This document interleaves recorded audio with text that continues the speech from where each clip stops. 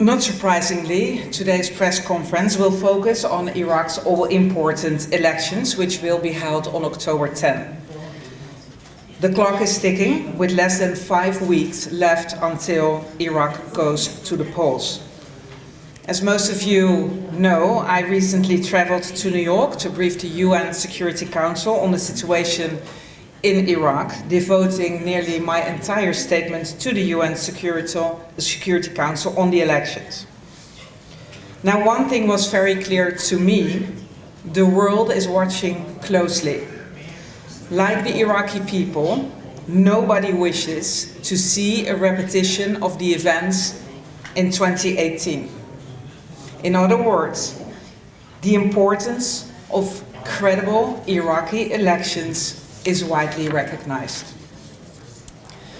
Now, as you know, in October 2019, many Iraqis took to the streets. They were protesting a lack of economic, social, and political prospects. And one of their central demands was the holding of early elections.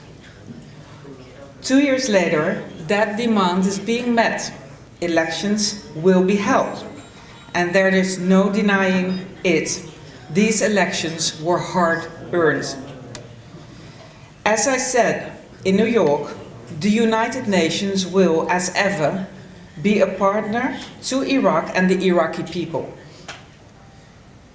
While these elections are Iraqi-owned and Iraqi-led, we have been providing and will continue to provide advice and technical assistance.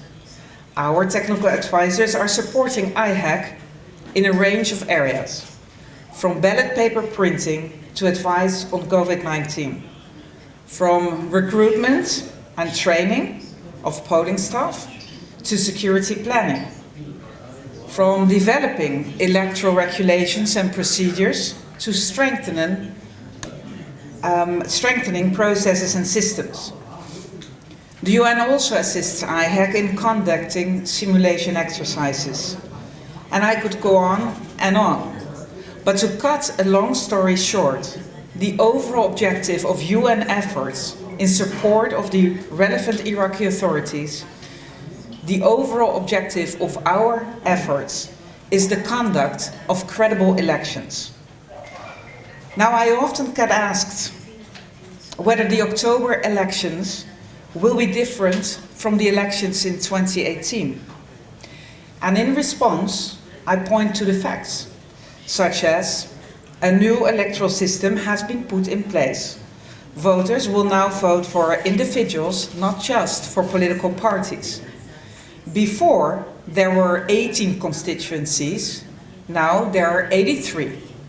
And experience elsewhere in the world shows us that a voting for individuals and smaller constituencies can create a stronger bond between voters and their representatives. To boost transparency and increase trust, an independent audit firm will be keeping tabs on how the votes are counted and what happens with the results. For the first time, and to emphasize IHEC's independence, judges are serving as election commissioners. This time, to help prevent fraud, provisional results will be shown in real time at result display centers throughout the country.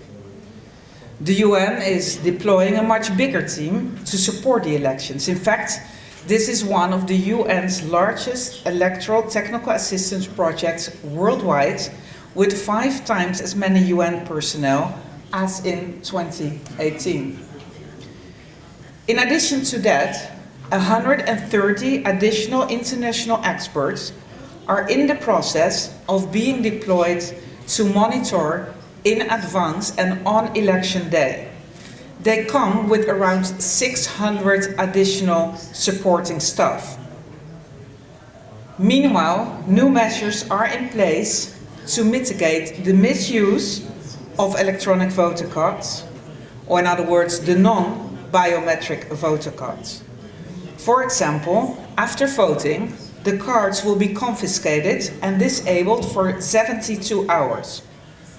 Old non-biometric voter cards which voters, for example, turned in when they received their new biometric voting cards.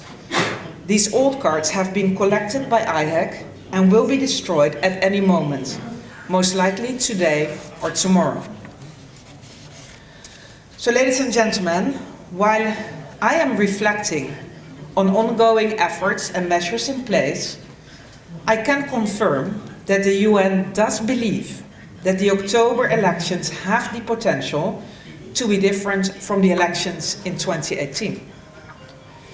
But I also have to stress that no matter how many technical measures are being put in place, it is up to the political forces and candidates to collectively refrain from any attempt to force or distort election results.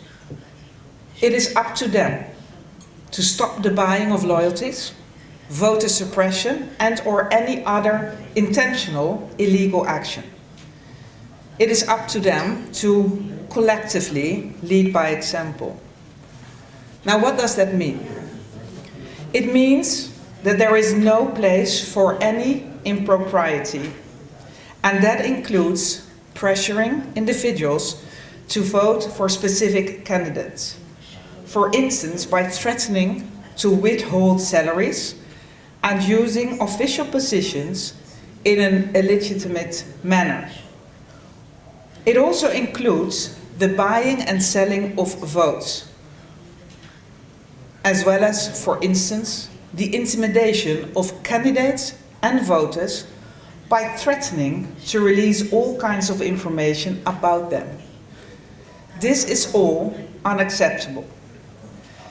And to those candidates who think they can offer, let's say, $200 per vote, and in return receive a photo proving that the voter has indeed voted for that candidate.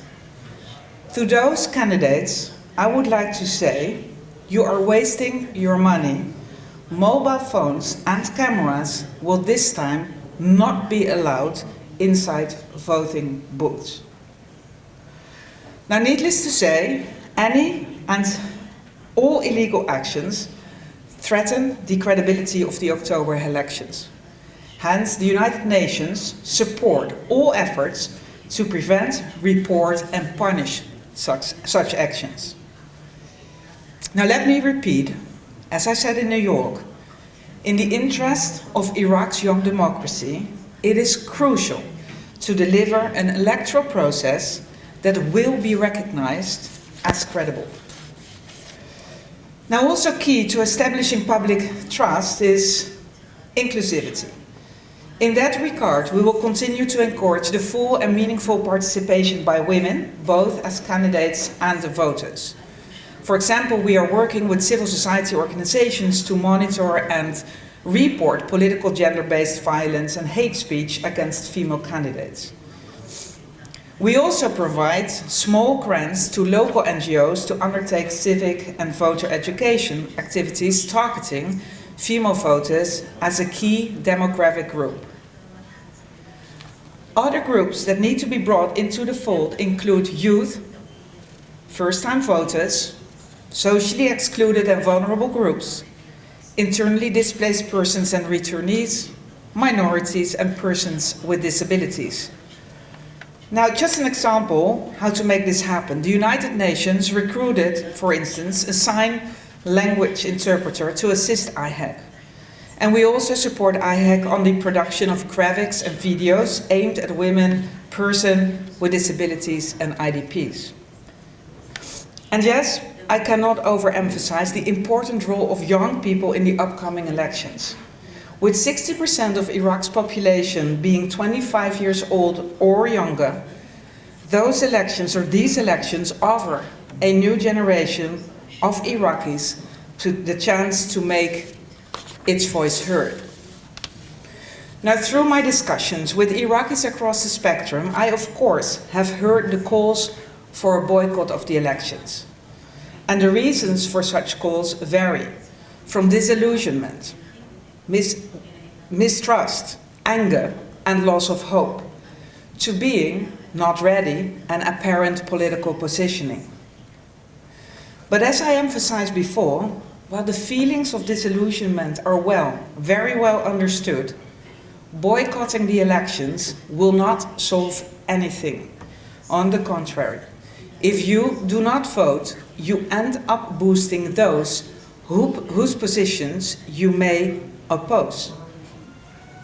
Now, we do know that Iraq needs deep structural reforms, but such reforms require unwavering determination, immense patience, and lots of time. Meanwhile, democracy is always a work in progress, and it can be tedious. It is not easy to balance interests and opinions. But if people feel included, if they feel they can help shape their own futures, then the compromises and investments are more than worth it. Now, dear members of the press, I also have a message for you, and that is about misinformation. We continue to see that falsehoods are gaining traction and becoming accepted as truth. There are misperceptions about IHEC, about protesters, about government officials, about political rivals, and yes, also, at times, about the United Nations. But it must be clear to all of us, fake news, conspiracies, misinformation only sow distrust. They can turn people against each other, and they can derail credible elections. So we are counting on you as well. We are counting on you to make sure that reporting is accurate. In other words, your role in ensuring a credible process is also essential. Stick to the facts. Deliberately feeding into all kinds of misinformation or randomly spreading stories is truly risky business. Now, last but not least, before taking your questions, allow me to reiterate the following to, in particular, the Iraqi people. The UN is with you. Your goal is our goal. To see Iraq emerge from uncertainty and division as a country in which all of its citizens have the chance to be heard and to succeed.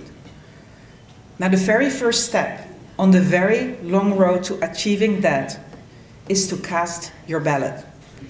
This is your country, your future, your vote. Thank you very much.